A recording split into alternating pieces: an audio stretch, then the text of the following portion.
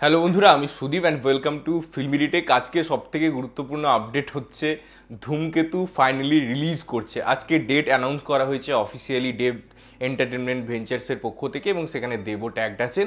তো এই সিনেমাটা বারবার শোনা যাচ্ছে আজকে হয়তো আসবে, আবার একটা প্রবলেমের জন্য রিলিজ হয়ে পিছিয়ে যাচ্ছে বা রিলিজের ডেট পিছিয়ে যাচ্ছে, এরকম বহু কথা শোনা যাচ্ছিল। বাট একটা অফিসিয়াল স্টেটমেন্ট এসেছে যেখানে বলা হচ্ছে অবশ্যই খাদানের সাকসেসের পর ধূমকেতু রিলিজ করছে 14 আগস্ট। এবং এই নিউজটা সত্যি বলতে শুধুমাত্র দেব ফ্যান্সদের জন্য যে একটা ভালো বিষয় তা নয়, আমার মনে হয় বাংলা সিনেমার জন্য একটা ভালো বিষয়। কারণ যখন আমরা দেবের ভালো পারফরমেন্স নিয়ে কথা বলি, তার স্টারডম নিয়ে নয়, কিন্তু তার স্টারডমের রেজাল্ট আমরা বহু সিনেমায় দেখেছি। আমরা আমাজন সিরিজে দেখেছি বা কখনো রিসেন্ট সিনেমা খাদানেও দেখেছি যে তিনি কিভাবে সিনেমা প্রমোট করেন, কিভাবে একটা সিনেমাকে কোন জায়গায় নিয়ে যেতে হয় সেটা দেবের থেকে ভালো কেউ জানে না, এটা আমরা প্রত্যেকে জানি। তার পিআর, তার একটা সিনেমা প্রমোশনাল স্ট্র্যাটেজি, সেখানে তার যে স্টারডম আছে সেগুলোকে তিনি যেভাবে প্লেস করেন, কোন সাবজেক্টে কাজ করবেন, কখন কি সাবজেক্টের সাথে তার যাওয়ার দরকার, কোন ঘরানায় কাজ করা দরকার, এই সমস্ত স্ট্র্যাটেজি দেব খুব ভালোভাবে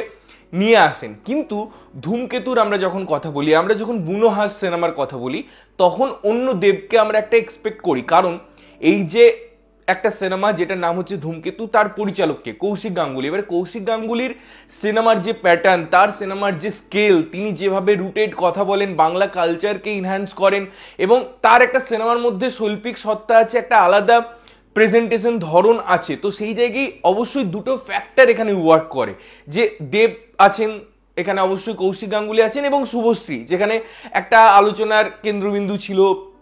হয়তো তাদের কেরিয়ারের মধ্যে শেষ সিনেমা, যদিও বলা যায় না, ইকুয়েশন সবসময় চেঞ্জ হয়, এবং আমিও সেটাই চাই যে একটা জিনিসে আমরা সবসময় না ভেবে একটা বৃহৎ জিনিস ভাবি যে হয়তো ফিউচারেও আবার তারা ওয়ার্ক করবে। বাট আপাতত যে পরিস্থিতি হয়ে আছে, সেক্ষেত্রে অনেক বছর আগে যে ইকুয়েশনটা ছিল, তাদের মধ্যে একটা কেমিস্ট্রি ছিল, সেটা আমরা বড় পর্দায় দেখবো। সাবজেক্টটা এত সুন্দর, যেভাবে লোকেশন দেখানো হয়েছে, যে আমরা বিভিন্ন স্টিলে দেখতে পাই ধূমকেতুর, সেগুলো ভালো।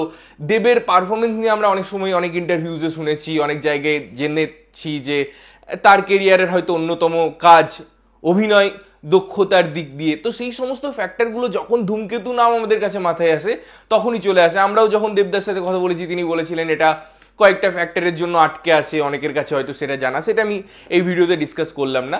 তাই এই নিউজটা আমার কাছে যতটা আনন্দদায়ক, আমার মনে হয় প্রত্যেকটা বাংলা সিনেমা প্রেমী বা দেব ফ্যান্স প্রত্যেকের কাছে সেই আনন্দের জায়গাটা ক্রিয়েট করছে যে ফাইনালি হয়তো ধূমকেতু আসবে। এবারে আমি মনে প্রাণে চাই আর যেন কোনো বিতর্কে না যাক সিনেমাটা, আর কোনো যেন একে কিছু ফেস না করতে হয়। 14ই আগস্ট যেন সিনেমাটা আসে, এবং আমি এগারলি ওয়েট করছি। সিনেমার আদার্স প্রমোশনাল মেটেরিয়ালও আসবে, হয়তো গান আসবে, টিজার আসবে, ট্রেলার আসবে, প্রত্যেকটা এলিমেন্ট দেখার জন্য আমরা মুখিয়ে আছি।